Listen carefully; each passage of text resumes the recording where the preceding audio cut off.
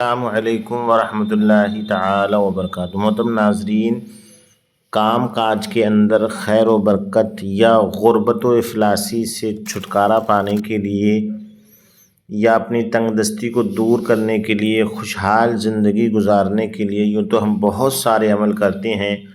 اور آزماتے بھی ہیں۔ آپ ایک عمل یہ کر کے دیکھیے گا، انشاءاللہ تعالی آپ یاد رکھیں گے اور دعائیں دیں گے کہ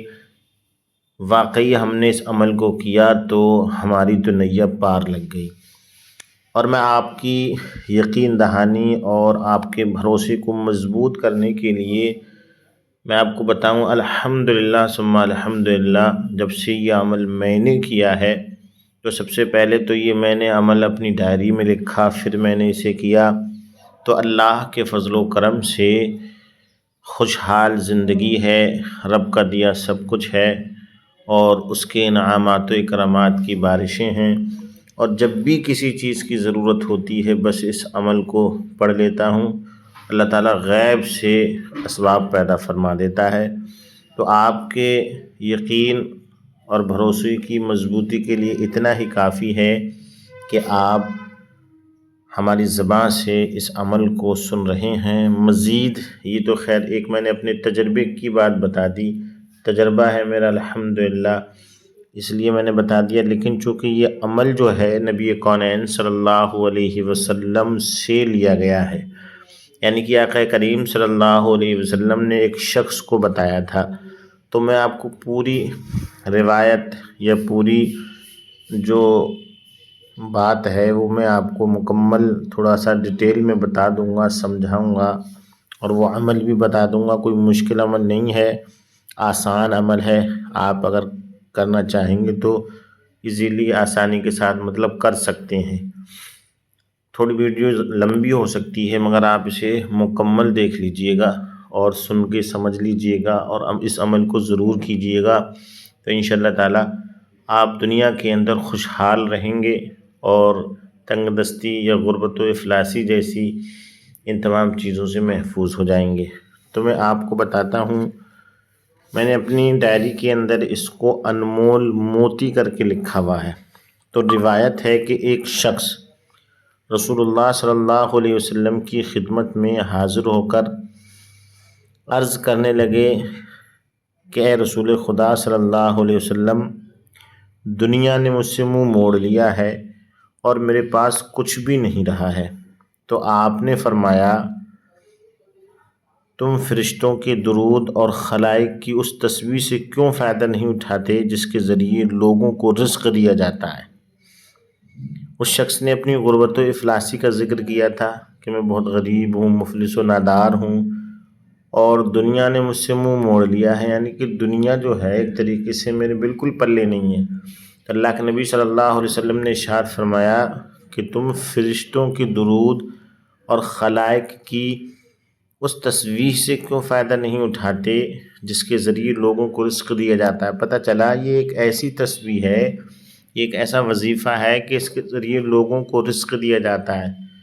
اللہ تبارک و تعالی لوگوں تک رزق پہنچاتا ہے اس کی برکت سے، اس کی عظمت سے۔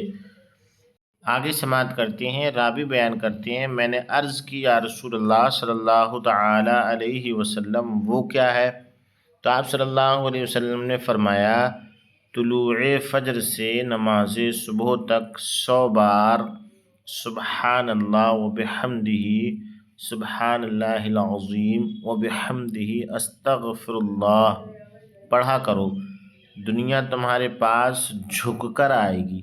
اس کے ہر کلمے سے اللہ تعالیٰ ایک فرشتہ پیدا کرے گا جو قیامت تک اس کی تسبیح کرتا رہے گا اور تمہیں اس کا ثواب بھی ملتا رہے گا۔ تو عزیزان گرامی،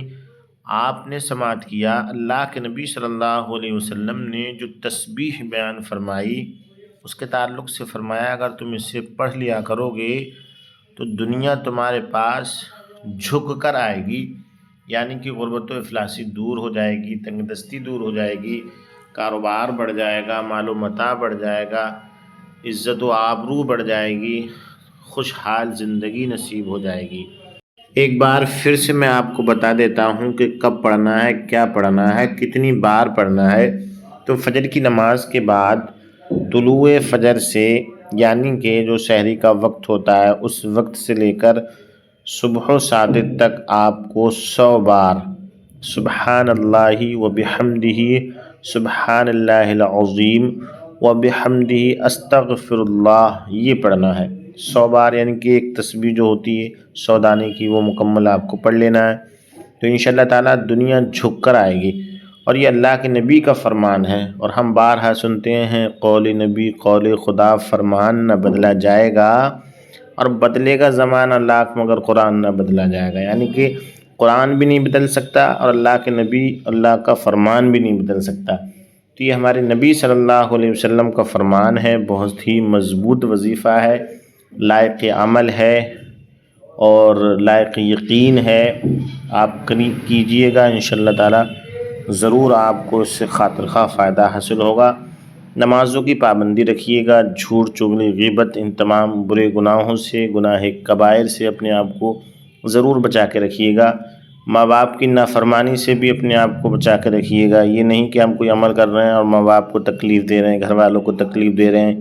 پاس پڑوسیوں کو تکلیف دے رہے ہیں، تو یہ بھی چیزیں بہت قابل غور ہوا کرتی ہیں، انہیں نظر انداز نہیں کرنا چاہیے۔ اپنے والدین کو خوش رکھنا چاہیے، آس پاس پڑوسی والوں کو بھی خوش رکھنا چاہیے۔ لڑائی جھگڑے، دنیا بھر کی خرافات، ان تمام سے اپنے آپ کو بچا کے ضرور رکھیں، انشاءاللہ تعالی مال و دولت ضرور حاصل ہو جائے گی۔ السلام علیکم۔